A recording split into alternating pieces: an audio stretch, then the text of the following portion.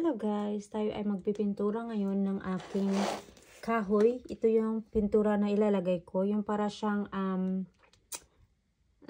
tawag dito, nakapapakini siya ng ating mga kahoy. So ang tawag nito ay hole slack. Ayan, para kahit mabasa man tong kahoy natin, hindi siya masisira guys, kasi meron na siyang medyo meron na siyang itim-itim, kasi pag nabasa siya sinisip-sip niya yung tubig. So ngayon ang gagawin natin ay lalagyan natin siya ng pintura para magstay yung siya, para anti-water resistant. So umpisahan na natin lagay ng wax dito sa ating kahoy. So umpisahan ko siya dito sa gilid. So, paano ba ito bubuksan? Dahil yung isang kamay ko nakahawak ng cellphone. So, gawa tayo ng paraan. Ganyan natin. Ganyan, guys. Kikita niyo ba? Meron ako ditong hole slack.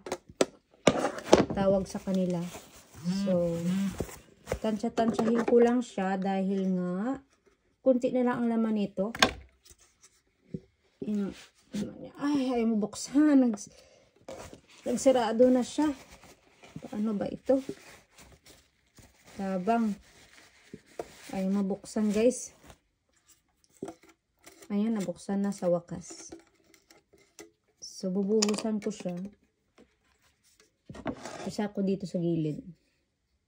Ay, wait lang. Maglagay pala ako ng jaryu. Yung paano kong gawin. Paano malagyan yung ating sahig ng pintura ba. So, one-sided lang muna yung ating lalagay. Kasi nga, mamaya naman yung sa ilalim. Dito muna itong ilagay natin. Dito. Para tutulo siya dyan. Ayoko kasi siyang gawin sa labas dahil mahalamig tsaka mahangin, no? Oo. Kaya dito ko siya gagawin sa loob ng bahay.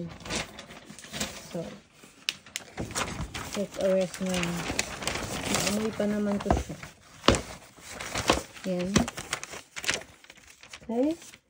Safe na yung ating produkto. Ngayon, lalagyan ko siya ng ano man tawag dito sa atin? Kalimutan ko. Ay, tubig na laglag. Yun na nga.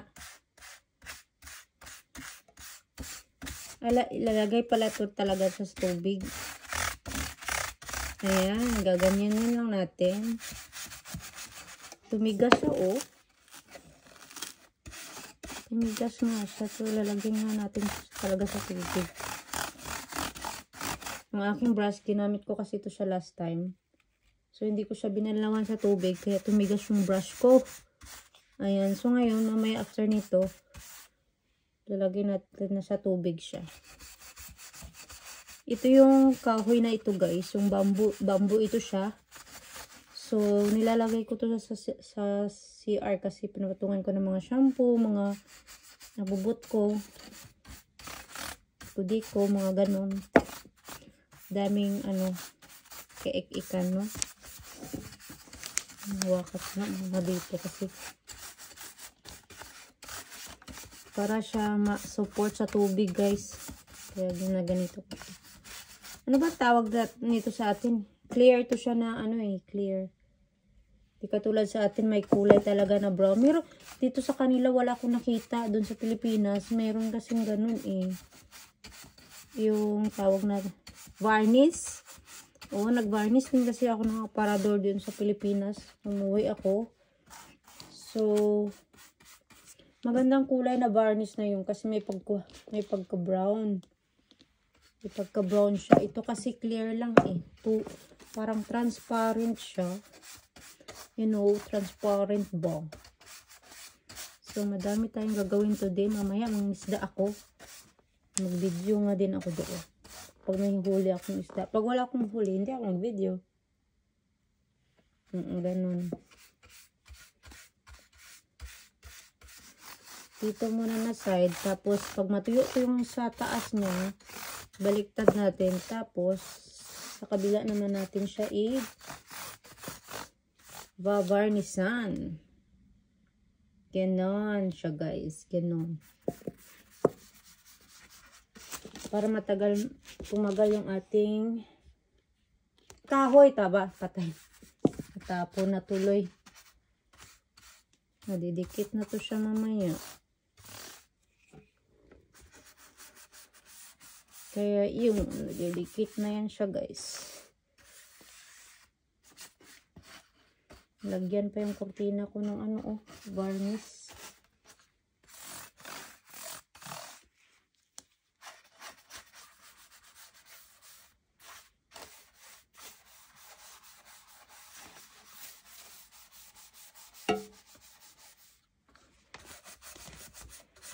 Sana dito siya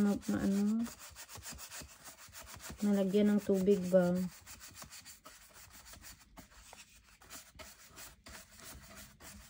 Yung aming lamesa sa salas, nilagyan ko din siya ng varnish. Varnishan ko rin siya.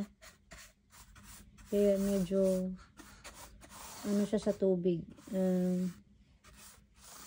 Support siya sa tubig ba? Ayan dumidikit siya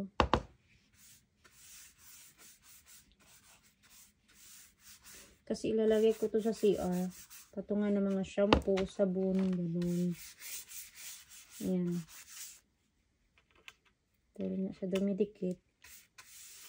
Tagal na rin tong bamboo na to. Kailan ko ba yan nabili? Last year yata. Last year lang naman.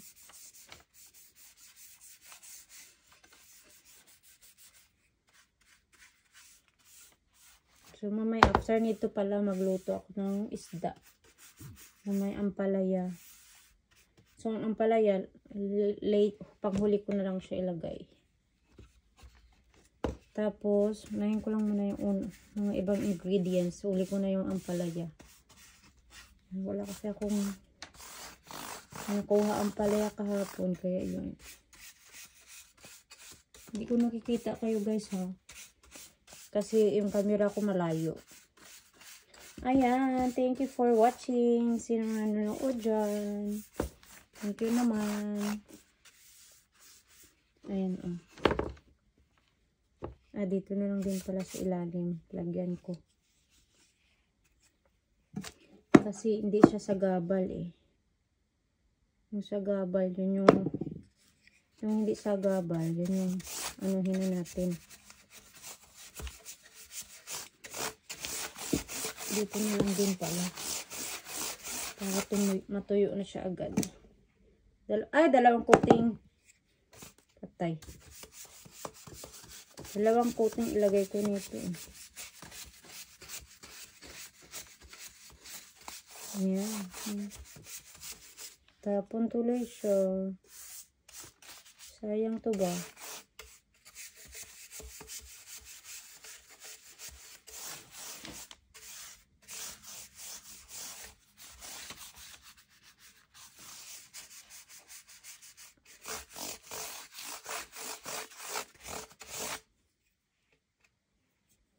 Sayang na sayang to ba?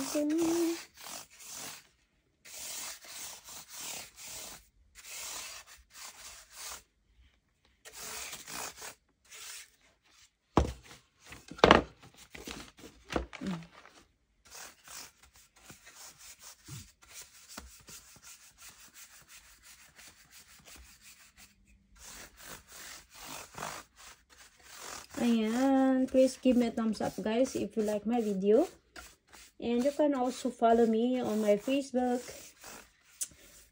Merlin Maribay, and also Filipino German Blog.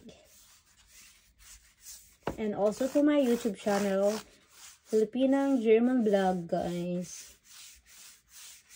Thank you so much for the support and love.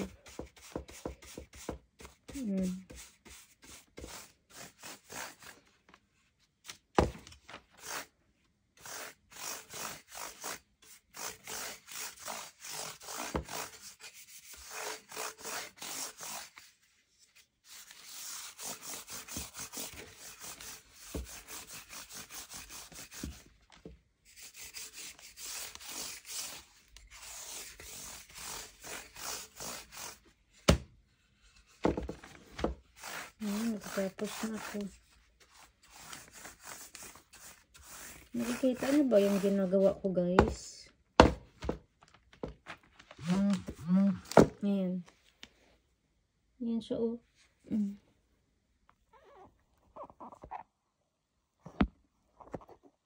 Ganyan. Ay.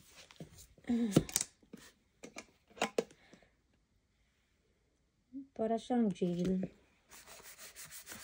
Mukha tong gel, guys, eh.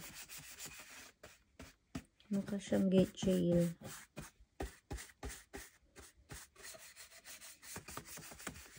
Yung hawakan, maya ko lang sa pinturahan. First area muna natin gagawin. Tapos, yung iba naman, mamaya.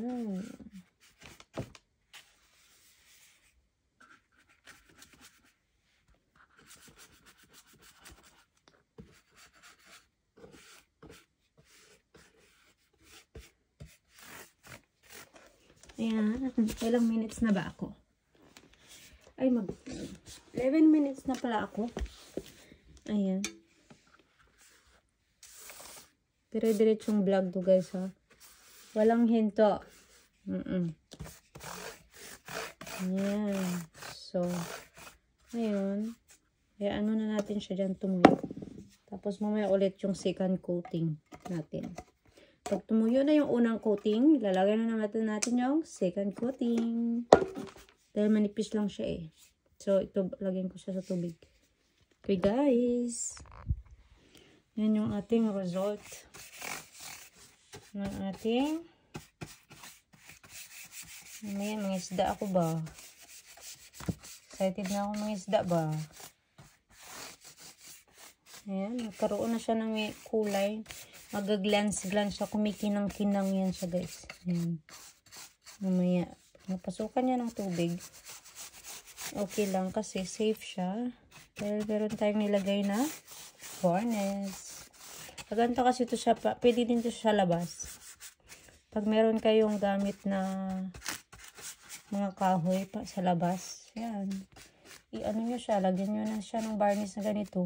False lock. Para hindi siya masira. Yung aking nga doon, yung tour ko doon sa labas, yung nakita kong video last time, sa garden namin, yung parang gate namin. Pipinturahan ko din yan siya every year para hindi siya masisira. Kasi mahal bili ko noon, eh. Hindi na ako nag-holiday para lang mabili ko yun. Hindi na ako gumala-gala. Para mabili ko lang siya. Okay, guys. Thank you for watching. Please give me a thumbs up if you like my video. Thank you so much. Bye!